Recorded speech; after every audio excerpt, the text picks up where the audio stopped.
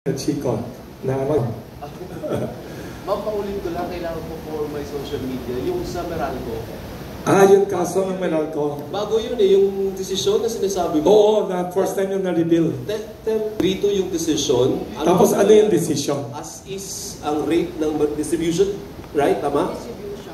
Sige po, ma'am. Hindi, yung kasong ito, yung mismo nireklamo na hindi daw namin inaksyonan. So, kaya nga, hindi totoo.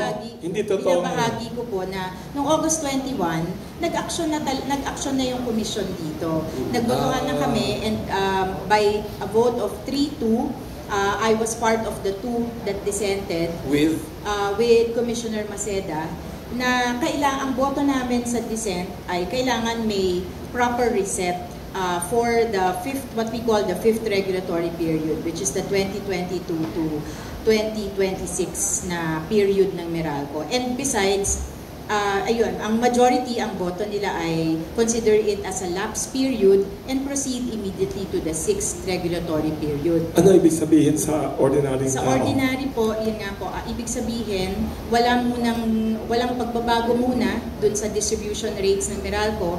Mag-file na lang ang Meralco ng bago for the sixth regulatory period, which is 2026 to 2030. Tapos yun na lang yung pag-usapan, doon na lang mag-reset. So kami sa dissent, ang sabi namin, hindi pwede yun. Unang-una, hindi pa lapse yung fifth regulatory period. Nasa 2024 pa lang tayo. Bakit natin ipapalapse all the way to 2026? Pangalawa, wala na lang naging reset ng fourth regulatory period. Bakit wala pa rin tayong gagawing reset for the fifth regulatory period? So, yun po yung naging botohan. Pero talo kayo. Ibig sabihin, ang panalo yung kabila, which means yung rate ng Meralco na 135,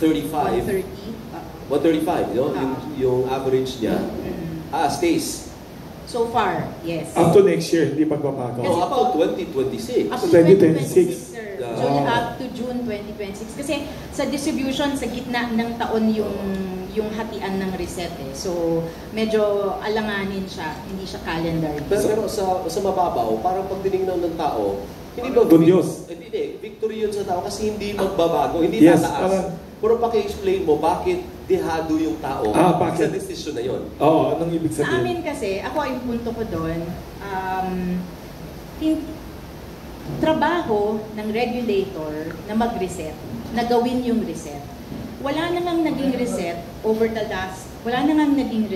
the last 10 years. Bakit BBT1 pa din natin yung trabaho nating mag-reset for a period na hindi pa tapos? Pwede pa natin itong gawin. Yun yung punto namin. So, siguro mahirap sabihin na hindi dehado kasi walang gagalaw. Pero take note, there are consumer groups who are intervenors in those cases. And the consumer groups are saying already, and other intervenors are saying, it should be lower. It should be lower. So, pwede pag i-reset pababa. Pwede bumaba. Ibig sabihin ng reset, hindi pataas lahat.